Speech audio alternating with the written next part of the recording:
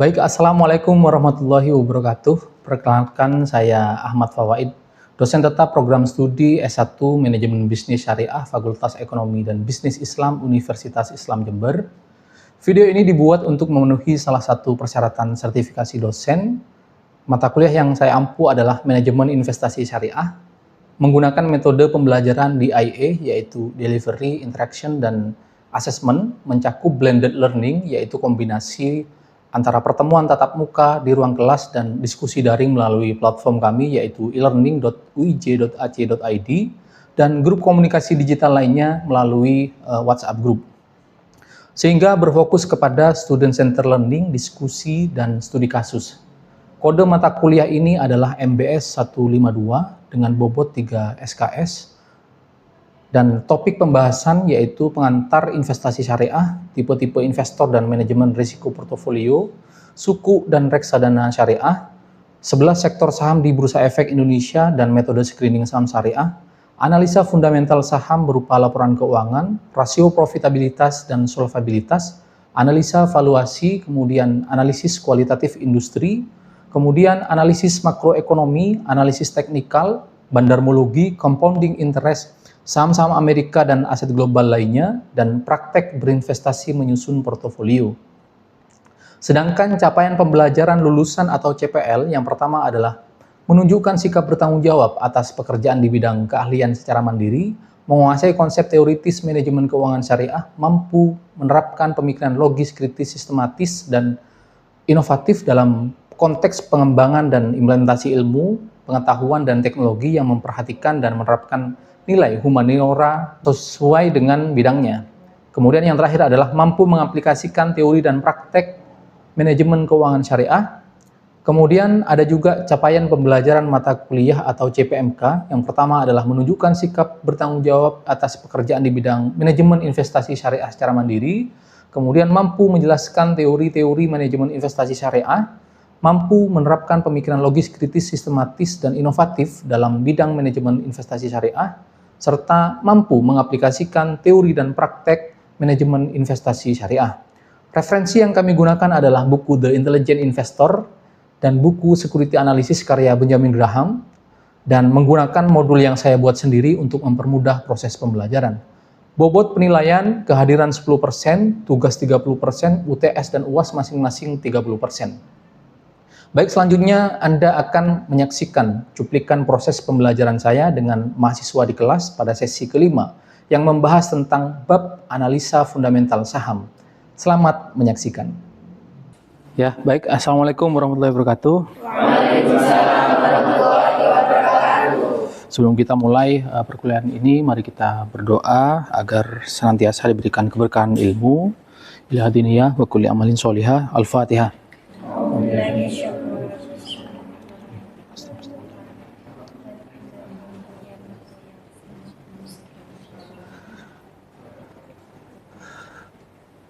Oke, kawan-kawan, apa kabar semuanya?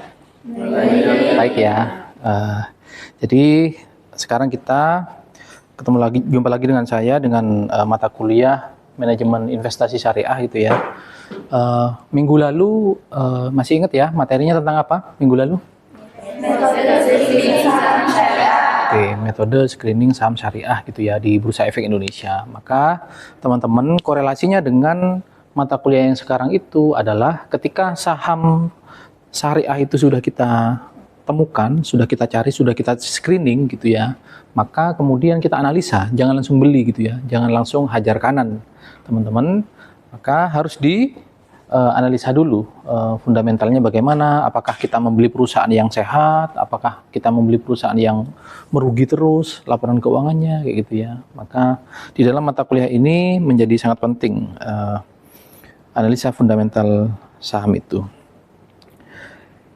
Ya, gitu kawan-kawan. Nah, kawan-kawan, sebelum kita mulai materinya, jangan lupa absen dulu ya di dalam e-learning kita itu. Oke, silakan absen dulu. Kalau sudah, kita lanjutkan bahwa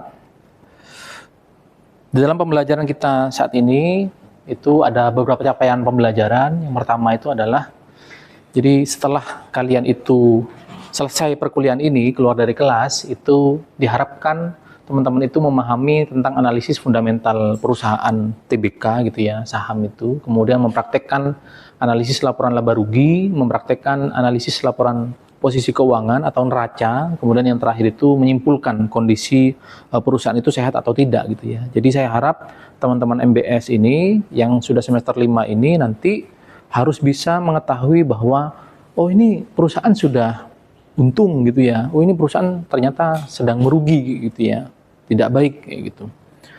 Gitu kawan-kawan. Oke, selanjutnya adalah mengapa kemudian analisis fundamental saham itu sangat penting, karena menurut Benjamin Graham itu membantu investor memahami sifat-sifat bisnis perusahaan, nilai saham dan harga wajar gitu ya. Jadi teman-teman itu biar membeli saham itu membeli saham yang bagus kayak gitu, membeli saham yang wonderful company gitu ya. Itu poinnya teman-teman. Kemudian selanjutnya teman-teman apakah tahu ya ini perusahaan apa? Oke, ini adalah perusahaan Bank Syariah Indonesia. Ini perbankan syariah terbesar di Indonesia. Mungkin teman-teman pakai mobil bankingnya gitu ya, pakai layanan bank syariah itu, seperti dosen-dosen kita pakai ini.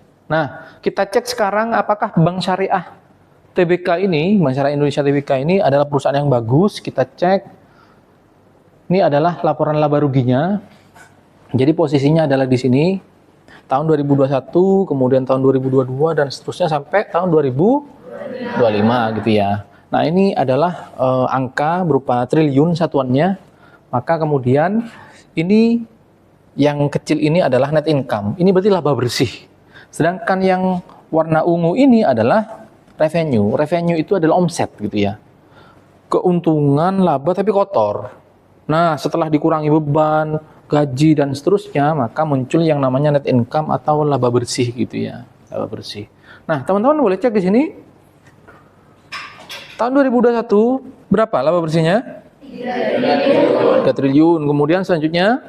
4,3 triliun. Selanjutnya lagi? 5,7 triliun. Oke, kemudian di tahun 2024 berkembang lagi dari 5 ke 7.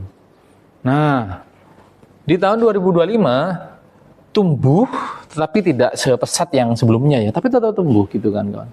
Jadi ini progres kenaikannya itu positif gitu ya. Jadi ini adalah termasuk perusahaan yang konsisten mencetak laba, bahkan labanya itu terus bertumbuh gitu ya. Jadi ini termasuk perusahaan yang kuat secara fundamental, karena teman-teman bisa cek sendiri nggak pernah rugi selama ini gitu ya. Oke, itu dari sisi laba rugi. Kemudian yang selanjutnya neraca gitu ya. Neraca ini berbicara tentang aset. Tadi kan laba rugi. Nah, ini ngomong tentang neraca itu berarti membahas tentang aset, kemudian membahas tentang hutang, liabilitas, yaitu beban gitu ya. Nah, seperti ini kawan-kawan. Yang ungu ini adalah aset. Asetnya bertumbuh apa enggak? Bertumbuh gitu ya. Jadi terus-menerus perusahaan ini semakin besar. Perusahaan ini semakin kaya gitu ya, asetnya semakin banyak. Jadi kayak gitu. Nah, yang tadi ini adalah kondisi kesehatan perusahaan secara keuangan, ternyata sehat gitu ya, bagus ini, layak untuk diinvest, tapi jangan dibeli dulu sebelum kita mengetahui analisa yang lain yang nanti kita perdalam di minggu depan. Tetapi kira-kira begini poinnya itu. Jadi sekarang harga saham BRI Syariah, jadi BRIS gitu ya, kodenya BRIS, yaitu Bank Syariah Indonesia, itu adalah Rp1.705 gitu ya. Jadi mengalami fluktuasi gitu ya. Nah, ini sempat uptrend di tahun 2024, itu uptrend gila-gilaan naiknya dari 1.700 naik ke sekitar 3.000-an kawan-kawan. Hampir 2 kali lipat gitu ya. Jadi kalau teman-teman invest itu hampir cuan sekitar 80%. Oke, nah jadi ini uptrend sekali karena ini chartnya ada di atas MA10, MA30 sama MA100 ya, moving average. Jadi MA ini adalah moving average gitu ya. Pergerakan harga saham itu ada di atas garis moving average 10, 30 dan 100 gitu kawan-kawan. Nah, kemudian apakah saham itu naik terus gitu ya? Mentok ke atas nggak mungkin, pasti ada naik turunnya juga kayak gitu ya. Dipengaruhi oleh kondisi geopolitik seperti perang Iran, Amerika, Israel, kemudian isu-isu yang lain kayak gitu ya. Maka kemudian setelah naik kenceng hampir 100%, yaitu di kisaran 80%, kemudian ini mulai landai, kemudian menurun, downtrend gitu ya. Downtrend ini berarti kemudian harga sahamnya itu semakin turun, bearish. Bearish ini tandanya adalah pergerakan saham ini, harga saham ini di bawah MA100, di bawah MA30, di bawah MA10 gitu ya, di bawah moving average rata-rata 100 hari, 30 hari, dan 10 hari itu, kawan-kawan. Di sini. Nah, ini berarti para trader itu banyak yang udah cabut gitu ya. Para trader sudah banyak yang cabut gitu ya. Karena kondisinya downtrend. Kondisinya downtrend. Nah, tetapi kalau kemudian uptrend lagi nanti, maka investor, trader itu kemudian memborong harga saham ini kemudian menjadi naik gitu ya. Nah, tetapi sebenarnya kalau kondisi downtrend kayak gini, para investor memang ada yang wait and see, tetapi ada yang mulai cicil beli. Ada yang mulai cicil beli gitu ya, mengkoleksi saham-saham yang sudah dianggap murah gitu ya. Itu tentang BSI. Nah, teman-teman tahu ini apakah perusahaan apa ini? Indofood. Kalian suka produk-produk Indofood? Produk apa yang kalian pakai Indofood itu biasanya? Indomie gitu ya. Jadi Indomie itu adalah produknya Indofood CBP, ICBP sebenarnya. Nah, ICBP ini adalah anak usaha dari Indofood ini. Indofood ini sebenarnya perusahaan yang besar, memiliki banyak anak usaha. Ada yang membuat mie instan yang kalian konsumsi itu, Indomie. Kemudian juga bergerak di bidang sawit, yaitu Salim Infomas dan seterusnya. Salim Group. Indofood ini lumayan besar, kuat ya sebagai perusahaan holding. Mirip dengan Astra kalau di otomotif, atau mirip dengan Berkshire Hathaway miliknya Warren Buffett di Amerika. Oke, kita cek sekarang apakah mie yang kalian konsumsi itu, gitu ya, mie yang kalian konsumsi itu produknya, apakah perusahaannya bagus? Ini laporan laba ruginya.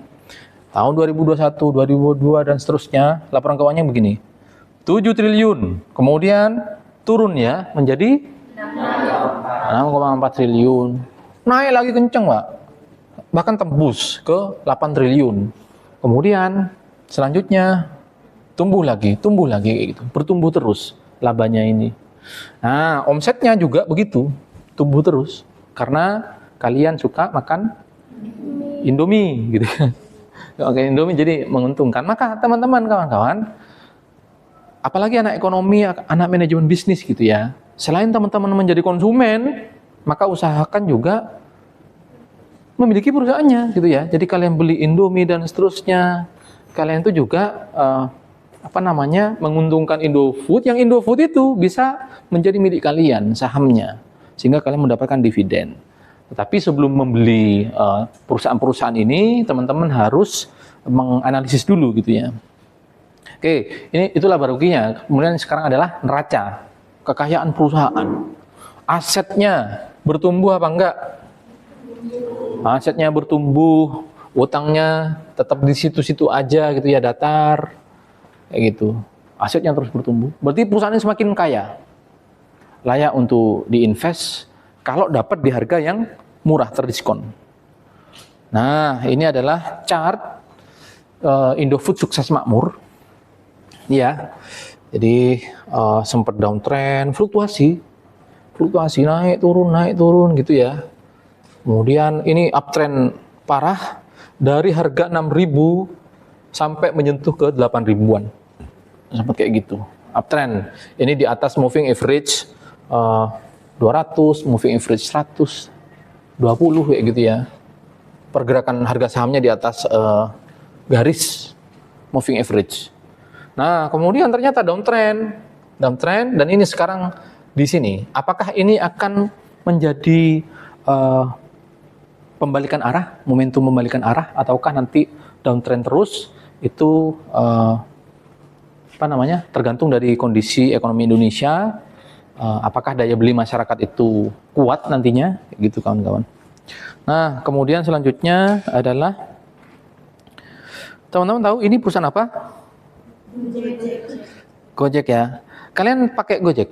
Pernah pakai Gojek? Oke. Jadi rata-rata dari kita pernah pakai Gojek, kemudian Tokopedia. Nah, ini dua perusahaan ini pernah merger, kemudian menjadi GoTo, listing di Bursa Efek Indonesia, menjadi TBK. Nah, kita cek apakah kalian yang sering Gojek itu, nge-Gojek gitu ya, apakah perusahaan yang bagus, kita cek. Nah, kayak gini kawan-kawan. Ini berarti ada tanda minus. Minus itu berarti rugi dong gitu ya. Rugi dong. Jadi memang revenue, omsetnya itu positif, tetapi bebannya itu sangat besar sehingga lebih besar pasak daripada tiang gitu ya, lebih besar pengeluaran beban daripada pemasukan. Pemasukan 4 triliun, sedangkan pengeluarannya adalah 21 triliun, terus gitu. Nah, ini sempat meledak di sini, kerugiannya sampai 90 triliun, padahal pendapatannya adalah 14 triliun. Nah, tetapi sekarang 2024, 2025 itu kerugian semakin menipis gitu ya. Jadi diharapkan di tahun-tahun berikutnya mencetak laba, membagikan dividen kayak gitu. Tapi selama ini faktanya Gojek, Tokopedia perusahaan yang rugi. Konsisten, istiqomah mencetak kerugian. Gitu ya. Kenapa kok demikian? Karena kan kalian suka diskon. GoTo, Gojek itu kan diskon nih gitu ya. GoFood dan seterusnya. Kalian beli di situ. Nah, diskon ini siapa yang bayar? Ya, perusahaan ngambil dari asetnya itu. Gitu kan, kawan. Entah dari utang, dari dana IPO dan seterusnya. Oke, ini adalah kekayaan perusahaan. Total aset seperti yang saya sebutkan tadi. Total asetnya tambah naik apa tambah turun? Tambah habis.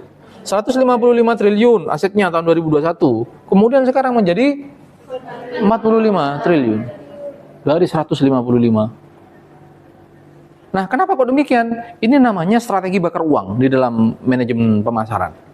Strategi bakar uang itu adalah nggak apa-apa rugi, yang penting pelanggan saya banyak. Untuk awal, berani rugi. Tapi modalnya harus segini. Cor-coran wes bakar uang untuk mendapatkan pelanggan yang sangat banyak. Ketika pelanggannya banyak, strategi mereka nanti adalah yang mulai mencari keuntungan gitu ya. Setelah dikenal oleh masyarakat banyak. Oke, gitu kawan-kawan. Nah, ini adalah berpengaruh berarti ya. Signifikan pengaruhnya antara laporan laba rugi, kemudian neraca tadi itu yang terus menurun, kemudian rugi terus, harga sahamnya kayak gini.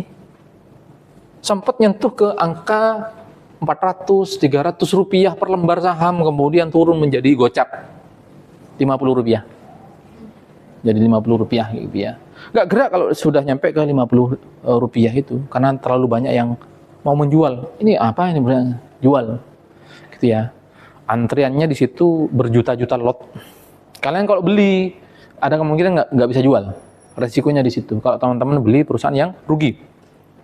Oke, tapi sebelum teman-teman membeli beberapa perusahaan itu harus dikaitkan juga dengan beberapa rasio gitu ya.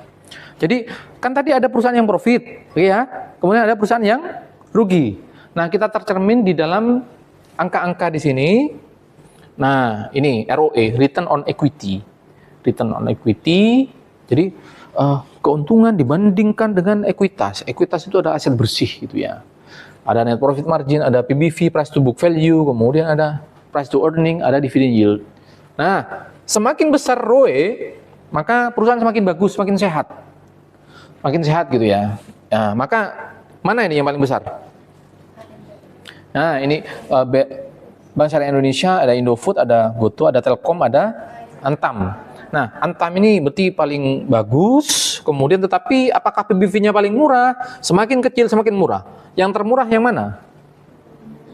Indofood gitu ya. Indofood murah, kemudian tetapi kalau yang ROE-nya paling bagus adalah ini. Kalau NPM yang paling tebal, yang paling bagus yaitu adalah BRIS, Bank Syariah Indonesia.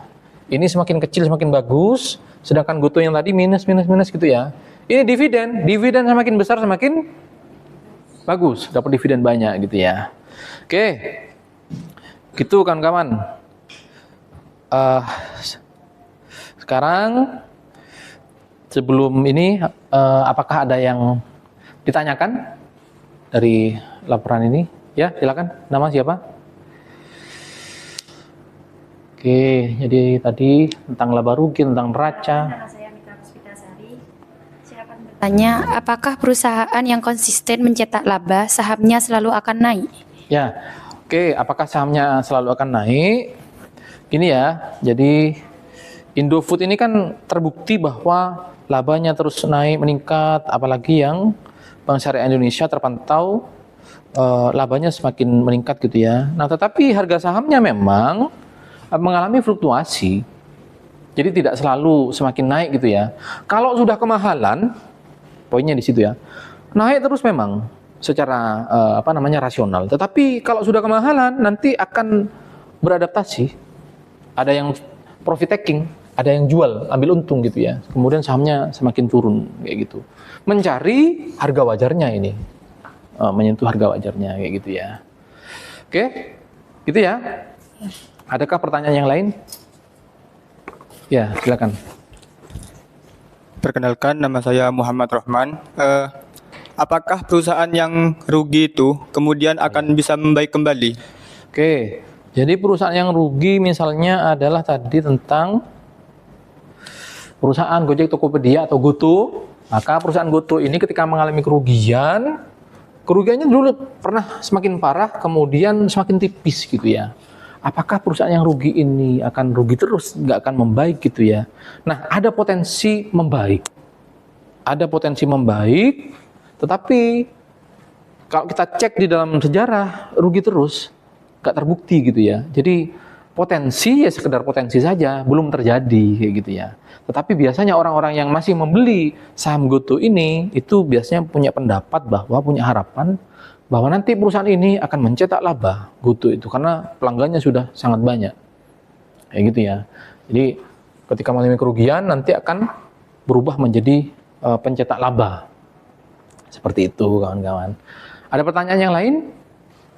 Baik, kalau tidak ada, saya simpulkan bahwa analisa fundamental perusahaan TBK, saham-saham itu, analisa fundamentalnya itu sangat penting gitu ya, sebelum teman-teman mengeksekusi, mengambil tindakan untuk membeli atau menjual. Jadi carilah perusahaan yang konsisten mencetak laba, tetapi juga harus kita cek juga dia murah apa mahal gitu ya. Cari perusahaan yang bagus, tapi juga harganya yang wajar atau kalau bisa yang murah kayak gitu ya. Tuh teman-teman, sekarang karena ini mata kuliah tentang